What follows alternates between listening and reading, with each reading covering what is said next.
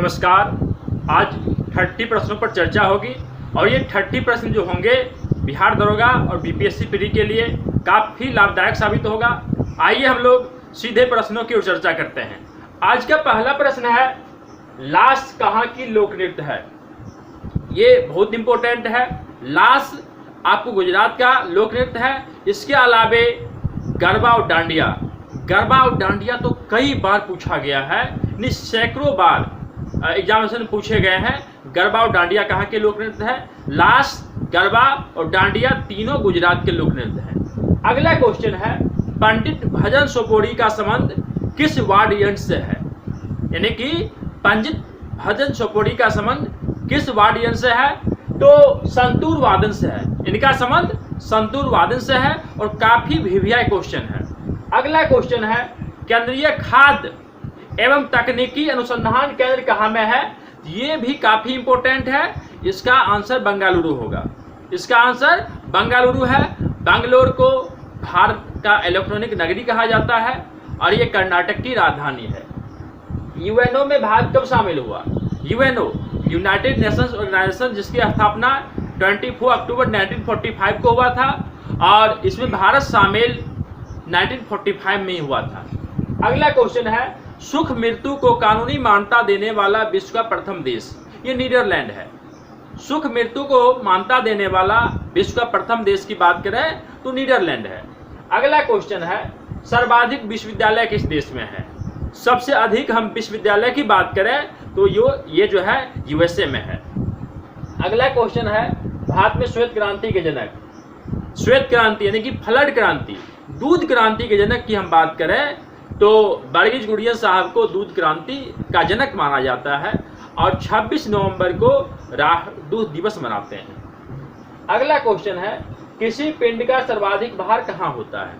किसी भी पिंड की हम बात करें उसका सर्वाधिक भार पोल पर होता है, ध्रुव पर होता है। सांची का स्तूप, सांची का स्तूप ये भी बहुत इंपॉर्टेंट है। सांची का स्तूप की बात करें तो जिसका निर्माण सम्राट अशोक ने करवाया था और ये मध्य प्रदेश में है। सांची का स्तूप और भरहुत का स्तूप दोनों मध्य प्रदेश में है और सांची के स्तूप का निर्माण विश्व विजेता चक्रवर्ती सम्राट अशोक ने करवाया था। अगला क्वेश्चन है, दक्षिण भारत में जैन धर्म का प्रचार किसने के नेतृत्व में हुआ था? तो साउथ इंडिया में जैन धर्म का प्रचार प्रसार भद्रबाहु जी के नेतृत्व में किया गया था। जादू टोना का उल्लेख किस वेद में है? 4 वेद है, ऋग्वेद, सामवेद, आयुर्वेद और अथर्ववेद। तो जादू टोना का उल्लेख की बात करें हम तो ये अथर्ववेद में है। अगला क्वेश्चन है, भारत का सबसे बड़ा बौद्ध मठ? भारत का सबसे बड़ा बौद्ध मठ की बात करें तो अरुणाचल प्रदेश में है। अरुणाचल प्रदेश का नाम है नेफा, NEFA, नेफा, नॉर्थ ईस्ट फ्रंटियर एजेंसी। सबसे पूर्वी राज्य है। यहाँ पे सबसे पहले सूर्योदय होता है। वहाँ के मुख्यमंत्री प्रेमा खांडू हैं और गवर्नर जो है ब्रिगेडियर BD मिश्रा हैं। अगला क्वेश्चन है, कोणार्क के सूर्य मंदिर का निर्माण किसने करवाया?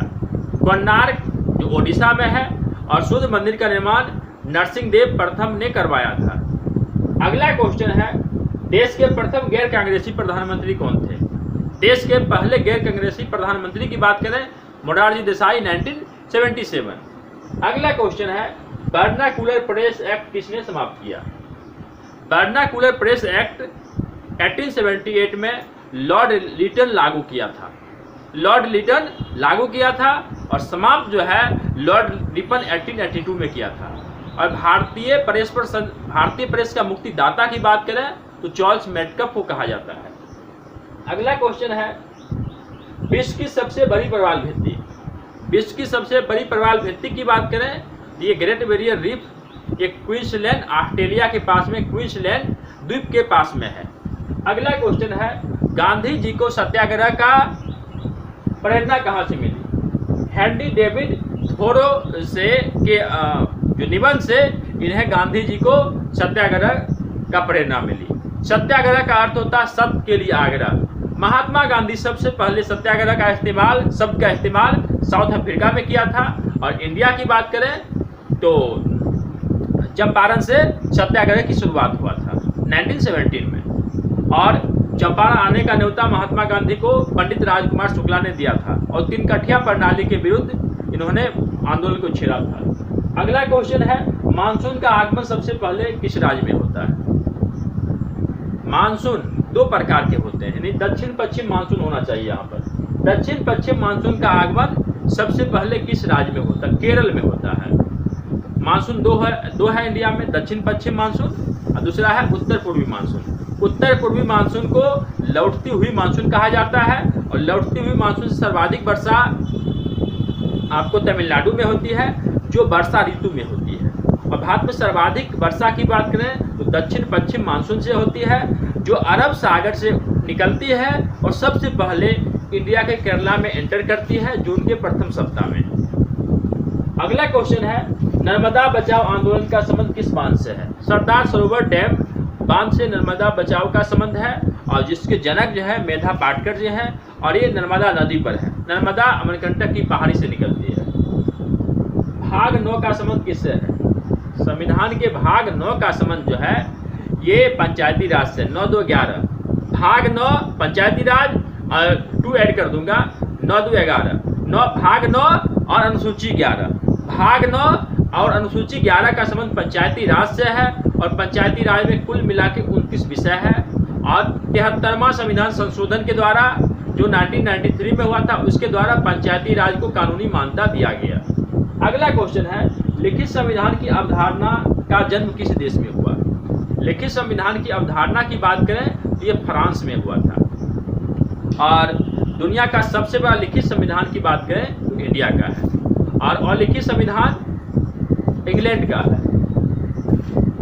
नाबार्ड का स्थापना 12 जुलाई 1982 को हुआ था और शिवरामन समिति के अनुशंसा पे हुआ था। इसका मुख्यालय मुंबई है और नाबार्ड जो है दीर्घकालीन कृषि ऋण प्रदान करती है। मौद्रिक नीति का निर्माण कौन करती है? आरबीआई मौद्रिक नीति का निर्माण करती है। आरबीआई को बैंकों का बैंक कहा जाता है और आरबीआई का मुख्यालय मुंबई है और इसका स्थापना 1935 में हुआ था।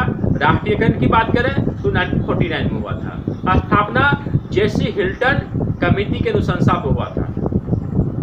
क्योटो प्रोटोकॉल का संबंध 1997 में हुआ था। क्योटो प्रोटोकॉल, क्योटो जापान का एक शहर है, वहाँ पर देश में कार्बन को उत्सर्जन कम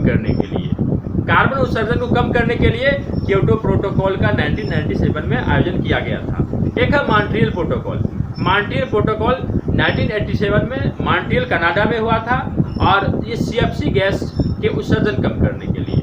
पहला विश्व पृथ्वी सम्मेलन की बात करें तो ये रियो डी जेनेरो ब्राजील 1992 में हुआ था। अगला क्वेश्चन है, हल्दी घाटी का युद्ध कब हुआ? हल्दी घाटी के युद्ध की बात करें तो 1576 में हुआ था। ये राजस्थान में हल्दी घाटी है और 1576 में युद्ध हुआ था। अकबर और राणा प्रताप के बीच हुआ था, तो महाराणा प्रताप के बीच हुआ था। अगला क्वेश्चन है, गुलामगिरी पुस्तक किसने लिखा? गुलामगिरी की बात करें तो ज्योतिबा फूले ने लिखा था और सत्यशोधक समाज के फाउंडर ज्योतिबा फूले जी हैं। ये महाराष्ट्र के रहने वाले हैं। अगला क्वेश्चन है, भारत में नियोजित मॉडल किनका सोच है? प्लान्ड रूप से इंडिया को डेवलप करना, ये देश के प्रथम प्रधानमंत्री जिनका दूरगामी सोच हुआ करता था, पंडित जवाहरलाल नेहरू का सोच है नियोजित प्लान्ड इकोनॉमी। उन्हीं के प्रयास से योजना आयोग का स्थापना हुआ 15 मार्च 1950 को, जिसके पदेन चेयरमैन प्रधानमंत्री हुआ करते थे। अब उसको समाप्त करके नीति आयोग का गठन हुआ है। 1 जनवरी 2015 को नीति आयोग का गठन हुआ जिसका चेयरमैन प्रधानमंत्री होते हैं। नीति का फुल फॉर्म होता है national institute for transforming India. सदाबहार क्रांति का संबंध, जैविक कृषि को बढ़ावा देने के लिए सदाबहार क्रांति की शुभारंभ की गई है। 42वां संविधान संशोधन जो 1976 में हुआ है और इसके द्वारा संविधान की प्रस्तावना में संशोधन की गई है फर्स्ट एंड लास्ट। अगला क्वेश्चन है, संविधान के प्रारूप समिति के अध्यक्ष, ड्राफ्टिंग कमेटी के चेयरमैन BR अम्बेडकर साहब हुआ करते थे और संविधान सभा के अस्थायी अध्यक्ष की बात करें तो राजेंद्र बाबू हुआ करते थे और प्रथम और अस्थायी चेयरमैन की बात करें तो सच्चिदानंद सिन्हा हुआ करते थे।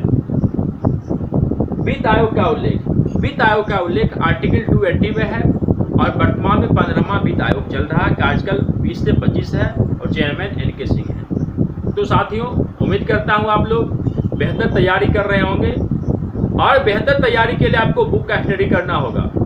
4 बुक में सजेस्ट किया था, Lucent one liner, Lucent objective, SPD समान विज्ञान, SPD समान ज्ञान, ये पढ़ना है। और करेंट के लिए PD या किसी भी YouTube चैनल का प्रतिदिन साप्ताहिक और मंथली वीडियो निश्चित रूप से देखिए। धन्यवाद।